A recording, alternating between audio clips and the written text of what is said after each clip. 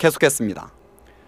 이를 두고 국세청 내부에서는 대학 선후배라는 정군표 청장과의 사적인 관계와 청와대 파견 경력이 영향을 미쳤다는 소문이 돌았습니다. 이 때문에 능력과 성과보다는 청와대 같은 권력 실세의 청탁이 승진을 좌우한다는 자조가 나오고 있습니다.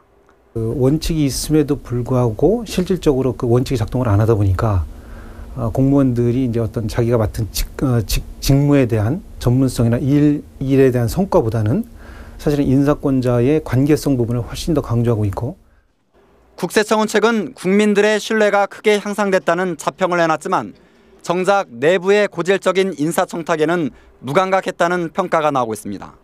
MBC 뉴스 김주마입니다.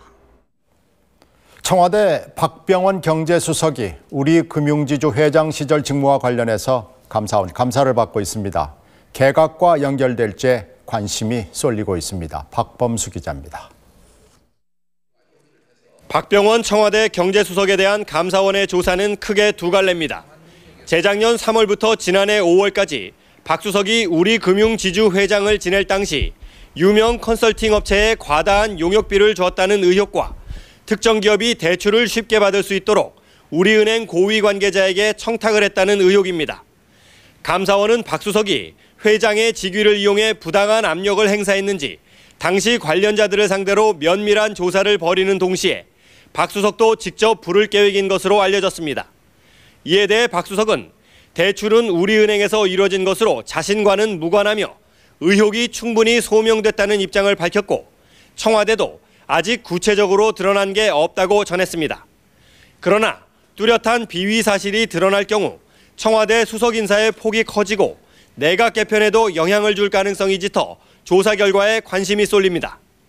강만수 장관의 교체설에 이어 박병원 경제수석까지 감사원 조사를 받게 되면서 이러다 경제사령탑이 모두 흔들리는 게 아니냐는 우려가 청와대에서 나오고 있습니다.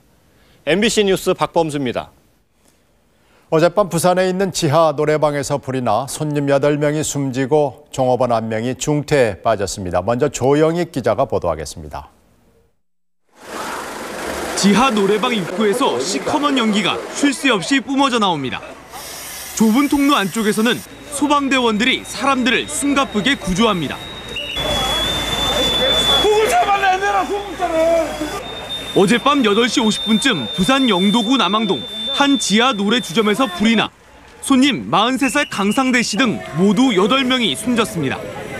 또 종업원 39살 이모 씨가 연기에 질식해 의식 불명 상태입니다. 밖에서 못 떠니까 순간적이지 그냥 연기가 올라와서 이렇게 뛰어 나와 보니까 나오고 저는 바로 이제 119 신고 전화하고요. 사고 당시 희생자들은 노래 주점 안에 7개 방 가운데 제일 안쪽 방에 있었고 불은 바로 옆방에서 시작됐습니다.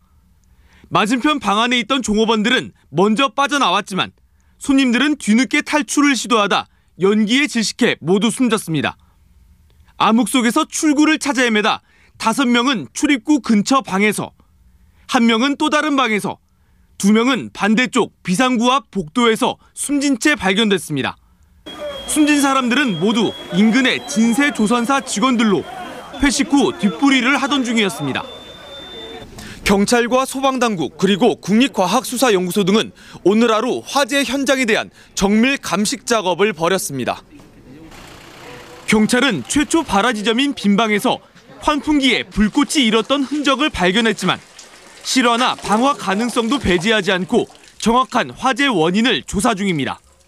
MBC 뉴스 조영익입니다. 어제 참사는 화재 규모에 비해서 인명피해가 컸습니다. 소파에서 나온 유독가스가 치명적이었고 종업원들이 자기들만 피했습니다. 윤파란 기자입니다. 화재 1시간 만에 8명의 목숨을 앗아간 노래주점 내부입니다. 7개 방 가운데 불이 시작된 방을 포함해 서너 개 방은 불에 탔지만 희생자 1명이 발견된 또 다른 방 등 나머지는 별다른 피해를 입지 않았습니다. 이처럼 화재 규모에 비해 희생이 컸던 가장 큰 이유는 소파와 탁자가 타면서 강한 유독성 연기가 빠르게 뿜어져 나왔기 때문입니다.